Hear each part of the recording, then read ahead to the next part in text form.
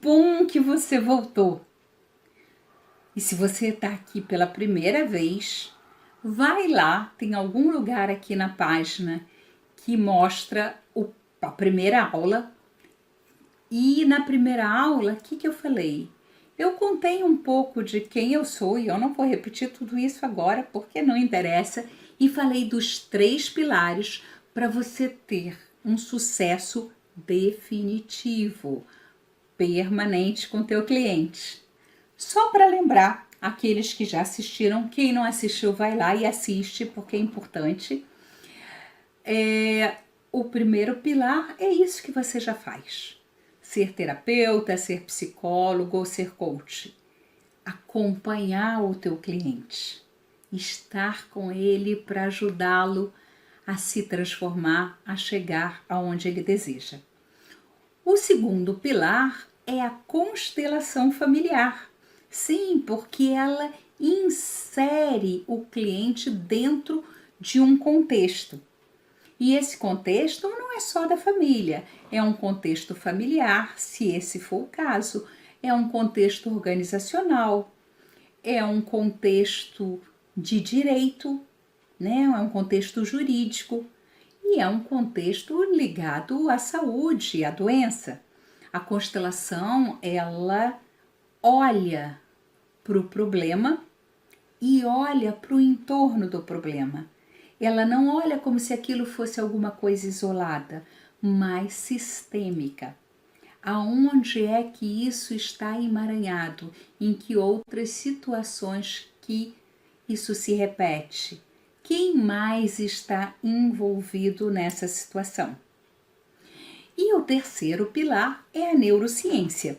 E a neurociência fala muito do cérebro triúnico. O que é o cérebro triúnico?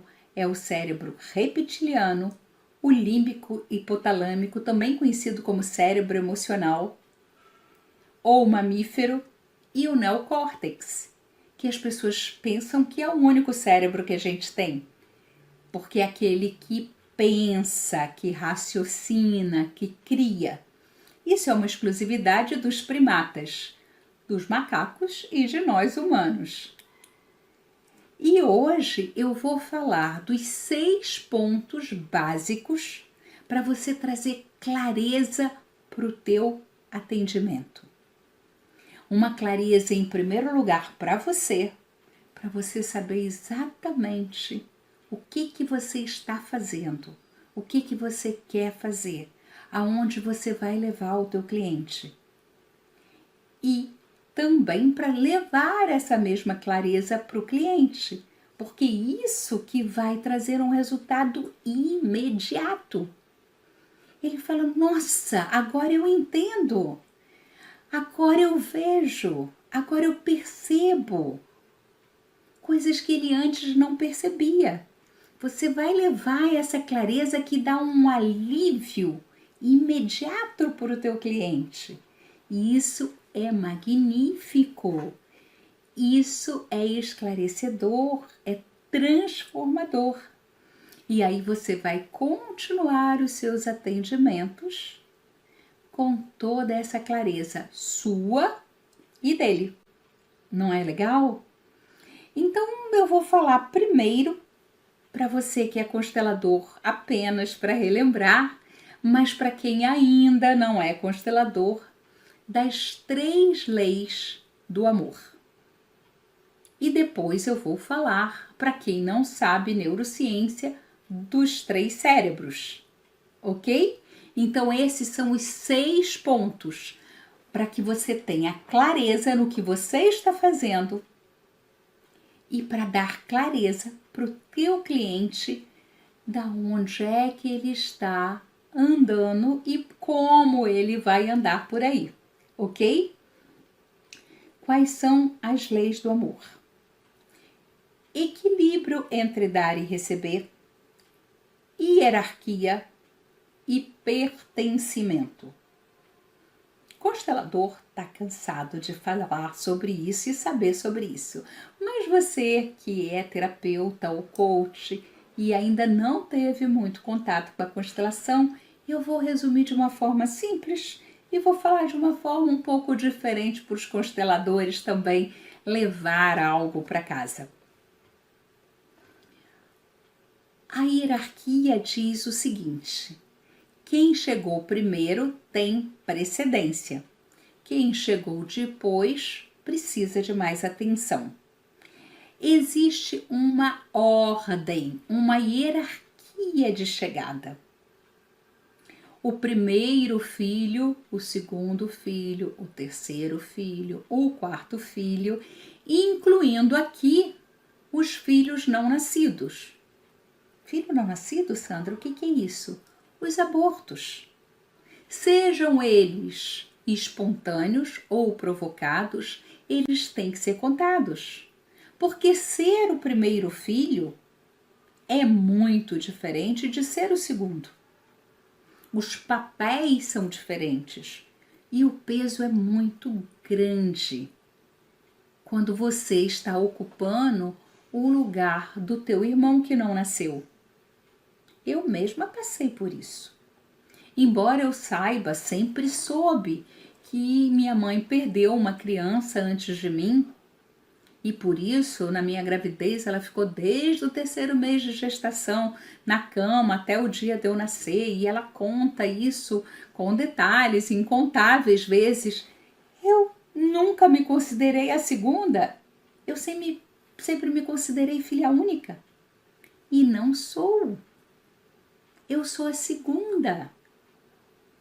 E eu não entendia. Eu gostava dessa blusa e eu comprava preta, comprava uma vermelha e outra azul, idênticas.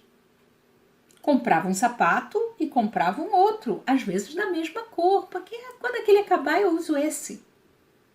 Consumismo, né? Não, não é consumismo. Por amor a essa minha irmã que não nasceu. Eu tinha que fazer tudo por ela também. Porque ela foi excluída. Eu falava, eu sou filha única. Ah, quantos são? Eu sou única. A mamãe falava, você é minha filha única. Meu pai falava, você é minha filha única. E outro dia, quando eu falei para a mamãe, não, mãe, eu não sou única, eu sou a segunda, né? A primeira não nasceu, eu sou a segunda. Mas que isso, tá ficando doida? Não, você é única. Eu falei, não, mãe, eu tenho uma irmã, ela não nasceu, mas eu tenho uma irmã antes de mim. Né? E eu tenho outros irmãos não nascidos depois de mim, de outra pessoa com quem o meu pai se relacionou. Mas nenhum dos meus irmãos nasceram. Só eu. Isso é pesado. Isso realmente é muito pesado. E eu comia por todos eles. Eu me vestia por todos eles e o pior, eu estudava por todos eles. Eu acho que foi essa a única vantagem que eu tive. Que o pessoal fala, nossa, Sandra, você sabe tanta coisa, você estudou tanta coisa. Mas eu sei de 9 irmãos que não nasceram. 9 abortos. Entre espontâneos e provocados, filhos do meu pai. Da minha mãe, só um. Mas tem mais outros. Então, eles são contados, eles pertencem, eles fazem parte. Então, esse pertencimento, que é uma outra lei, que ninguém pode ser excluído, todos têm o direito de pertencer, ele só acontece se você respeita essa hierarquia. A hierarquia que existe do primeiro, do segundo, do terceiro filho. A hierarquia que existe do primeiro, do segundo, do terceiro casamento. E eu já quero te contar uma coisa, você que ainda não é constelador, muito interessante sobre os relacionamentos. Que no movimento sistêmico, o casamento não é aquele que eu ponho uma aliança no dedo, que eu assino o contrato lá na frente do juiz ou do padre ou do pastor. Não. Casamento é qualquer relação a dois que gera um filho, mesmo que esse filho não tenha nascido. Então, aquele carinha que você conheceu lá numa noitada ou no carnaval e que você engravidou dele, que depois você até fez um aborto, aquele é seu esposo. seu primeiro, ou segundo, ou terceiro esposo. E de repente aquela pessoa com quem você casou e você vive há anos, mas de quem você nunca engravidou, ele é considerado uma relação de casal. É uma questão de vínculo. Então, às vezes, os relacionamentos não dão certo porque eu excluí alguém que pertencia a esse sistema. E eu não respeitei a hierarquia. Do tipo assim, eu engravido de uma pessoa e eu tenho um filho com essa pessoa, posso até viver com ela ou não, mas essa pessoa não me convém. Ele bebe, ele me bate, ele não dá a menor atenção para o filho e a gente se separa.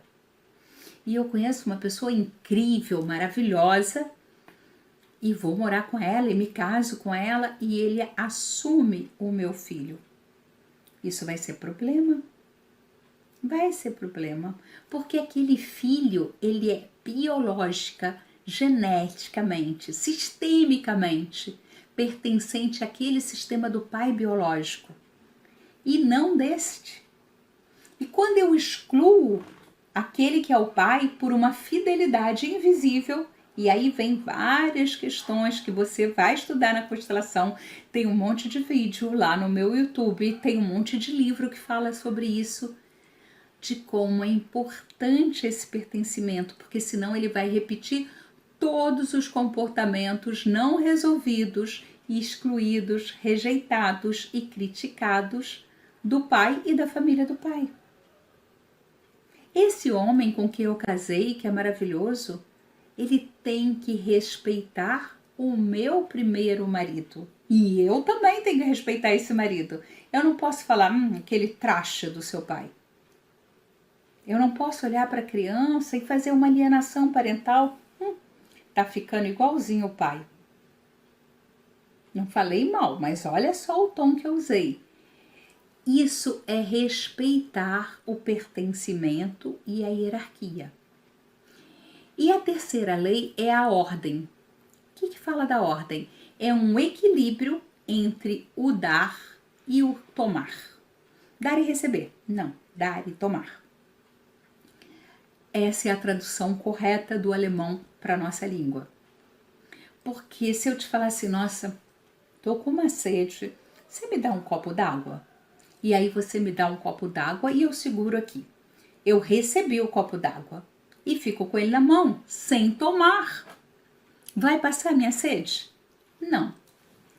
Então, nós recebemos a vida do nosso papai e da nossa mamãe. Mas muitas vezes a gente não toma.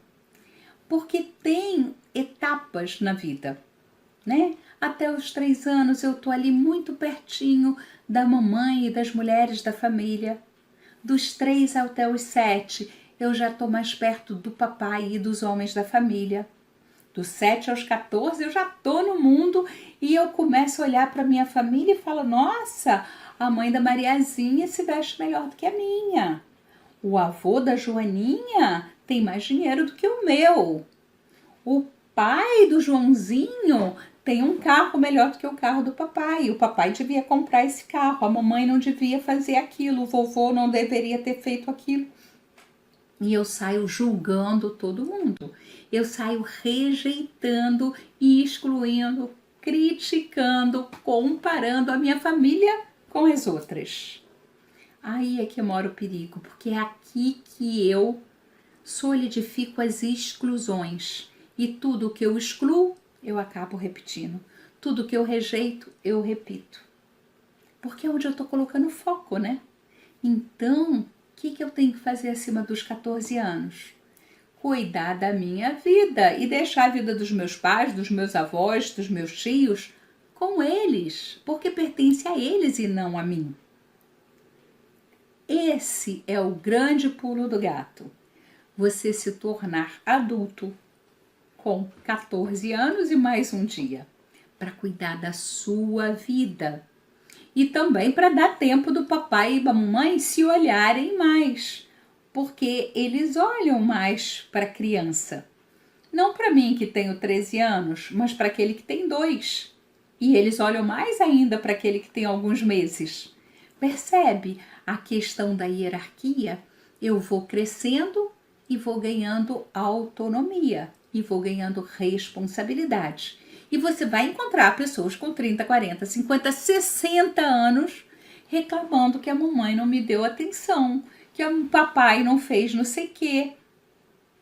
Como se a responsabilidade fosse deles, não é mais. Você vai ver muito terapeuta trabalhando a criança interior, trabalhando a criança interior, trabalhando a criança interior. E o adulto dessa pessoa, onde é que está?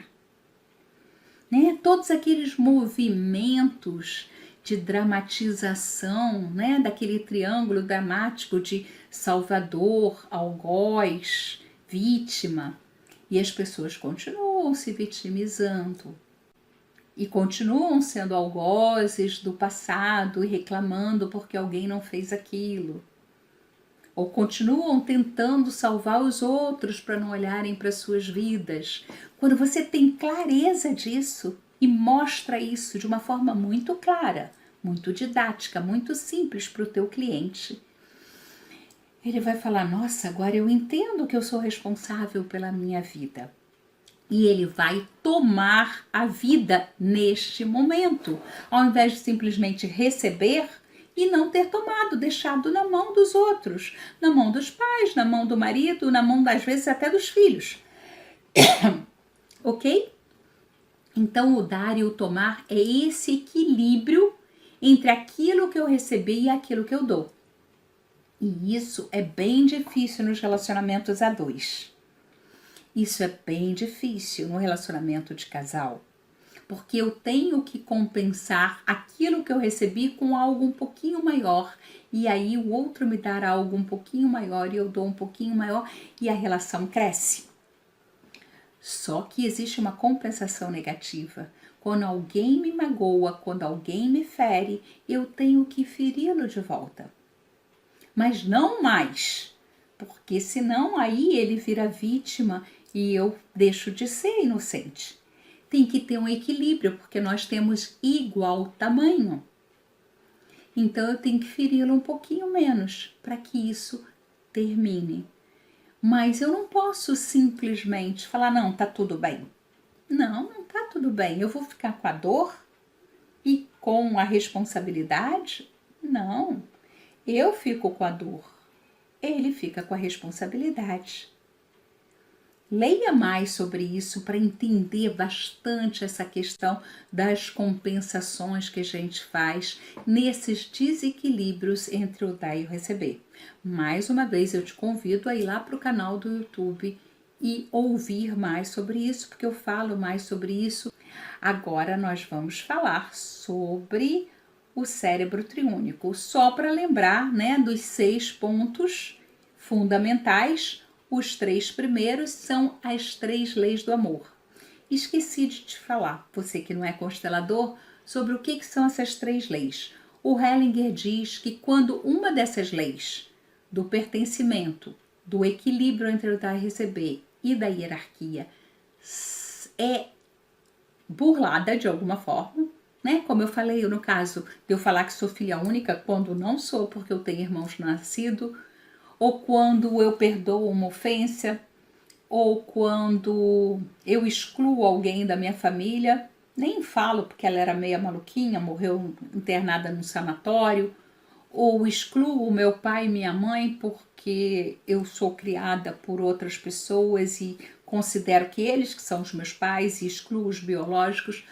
Todas essas coisas vão trazer consequências na minha vida. Consequências de eu não conseguir ganhar dinheiro, de eu não conseguir manter o dinheiro, de eu não conseguir ter um bom relacionamento, de eu não conseguir me manter no emprego, de eu ter uma doença crônica, uma doença que eu não consigo obter a cura, porque houve um desequilíbrio nesse sistema, que pode ter sido na minha geração ou até 7 gerações atrás. Sandra, isso não é justo. Eu também não achava justo, mas quanto mais eu monto sistemas e observo o fenômeno que acontece ali, mais eu vejo que isso acontece e tem sentido. Não é uma coisa que o Hellinger criou. Você conhece a lei da gravidade? Ela foi criada por Newton? Não, ela já existia. Ele simplesmente observou o fenômeno e enunciou essa lei. É uma lei que a gente vê se repetindo, se repetindo, se repetindo. E é assim. A gente observa esse fenômeno em vários sistemas. E agora as outras 3 coisas é o cérebro triúnico. Então imagina que isso aqui é a minha coluna e aqui passa a medula, onde está todo o meu sistema nervoso autônomo. E aqui tem uma coisa chamada sistema reticular. Esqueci de pegar o cérebro aqui para te mostrar e vou pegar agora um cérebro. Normalmente quando a gente fala em cérebro, a gente pensa nisso aqui, né? Mas isso aqui é só o córtex. Eu vou te mostrar ele por dentro. Um lado e o outro, 2 hemisférios. Mas por dentro, o que que tem aqui? Olha só. Aqui desce por toda a tua coluna, né? E aqui eu tenho um sistema chamado reticular.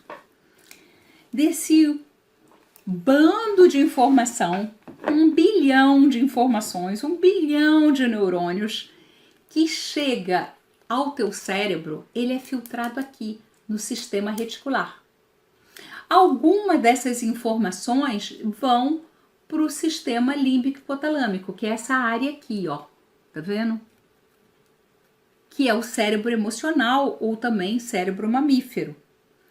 E outras vêm para cá. Nem tudo vem para o córtex. Às vezes você sente um perfume de alguém e fica irritado, fica de mau humor ou fica super alegre. E você nem sabe. Você não associa isso àquele cheiro. Porque o cérebro reptiliano mandou essa informação para o cérebro emocional e veio uma memória emocional, afetiva daquela tia que você adorava. Ou daquela tia que você detestava porque vivia te dando peteleco. Então, é uma coisa que teu córtex não sabe porque o teu humor mudou de repente. Porque essa informação não veio para a área do cérebro que pensa, mas veio para a área do cérebro que pensa.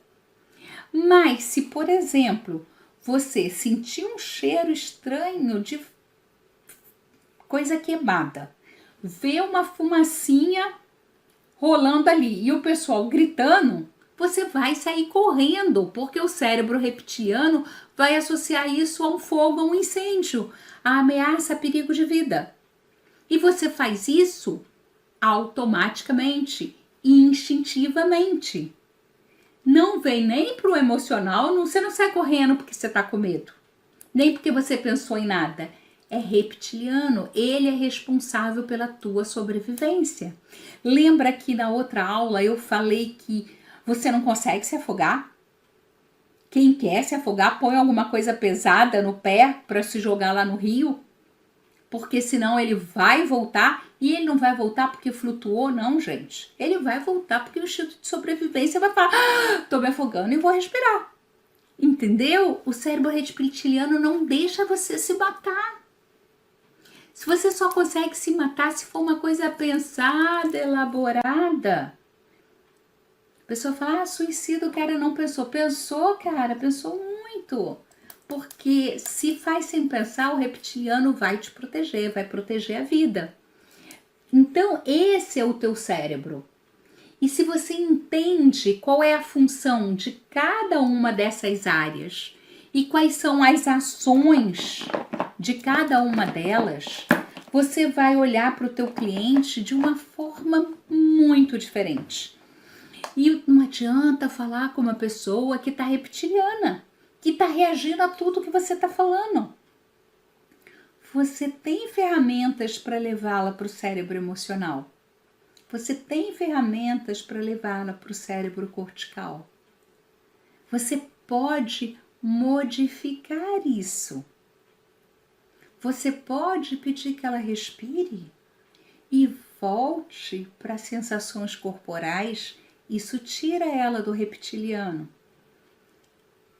Você pode levá-la, se ela está presa numa emoção negativa, numa lembrança negativa, fazer um relaxamento e levá-la para o cérebro cortical. E através dele, através de imagens, você mudar aquela cena, você transformar tudo aquilo. Você pode fazer uma sugestão para ela, uma sugestão hipnótica. Erickson fazia isso de uma forma brilhante. Leia os livros de Milton Erickson para aprender a fazer isso. A hipnose ericksoniana é fabulosa para fazer essa transformação no teu córtex e atingindo o teu cérebro mamífero também. Então, quando você entende em que cérebro o teu cliente está, você vai ter ferramentas para cada tipo de cérebro. Você já imaginou você pegar uma chave de parafuso, uma chave de fenda, uma chave Phillips, uma chave não sei o que lá, para pregar um prego? Não, prego é martelo. Mas uma chave enorme para um parafusinho desse tamanho também não vai dar. Cada etapa tem uma ferramenta adequada. Mas você precisa ter clareza de que etapa você está trabalhando com o teu cliente. E o cliente tem que sair dali com uma certa clareza do que aconteceu, daquilo que ele ganhou, daquilo que ele conquistou, para ele ter o reforço. Né? Quem é coach trabalha muito com isso, de dar exercícios para casa. O pessoal comigo já sabe que eu não faço terapia. Aquelas terapias assim de você fazer um contrato comigo de até que a morte nos separe, não existe. Eu fecho contratos de 10 sessões, de 12 sessões, de 4 sessões, dependendo do caso. Eu fecho contratos da pessoa fazer um curso e depois a gente fazer tantas sessões, para que ela consiga entender o que está acontecendo, para que ela consiga ter clareza de como ela funciona e como é o funcionamento saudável. Aí ela começa a falar, nossa, eu não estou saudável, eu não estou no equilíbrio entre o dar e receber, eu não estou incluindo todo mundo. Então, quando ela vê, tem lá no YouTube, tem falando sobre os 5 círculos do amor. Assista essa série. É de um workshop que eu faço de final de semana. É muito legal você entender os pertencimentos, as ordens, as hierarquias. Porque quem foi o primeiro a chegar? Você ou os seus pais? Quem é maior, você ou os seus pais? Quem é maior, você ou os seus filhos? Quem é maior, você, seu marido? Você, sua esposa? Ou vocês são de igual tamanho? Na empresa, entre os pares. Então, quando o cliente começa a ser educado, porque terapia, gente, não é só blá, blá, blá, blá, blá, blá. Não é só ferramenta. É educação. Teu cliente vai ler um e-book, uma apostila, um livro que você vai indicar para ele. Ele tem que ter clareza, ele tem que ter autonomia para fazer as mudanças. E isso vai dar um resultado permanente, imediato. Eu tô com dor no corpo, eu tô com mal-estar, eu tô com taquicardia, eu tô com um monte de coisa. E aí você faz um exercício e ele fica bem e sai de lá sem saber o que fez. Sai de lá sem poder repetir aquilo em outra situação. Não vai ter permanência. Então, ensinar ferramentas, técnicas para o teu cliente, isso é fantástico. Os meus clientes sabem testar, sabem fazer escolhas, porque eu ensino isso para eles. Bom, já estamos aqui há mais de meia hora e eu sou super grata pelo seu tempo, porque eu sei que você tem pouco tempo e eu vou me despedir por aqui. Se você não assistiu o primeiro vídeo, vai lá assistir. E na próxima aula eu vou te dar uma dica, eu vou te dar uma ferramenta para você trazer esse alívio imediato para o teu cliente. A gente vai fazer aqui junto e você vai sentir isso. E uma ferramenta que todos nós precisamos, porque a gente é um campo de energia e a gente precisa se limpar das energias que fica de um cliente para o outro e também ensinar o cliente a se limpar. Não é verdade? E vamos aproveitar para eu responder aqui as perguntas que vocês deixaram aqui para mim. Eu vou responder essas perguntas e também vou te fazer mais um convite, tá bom? Até o próximo!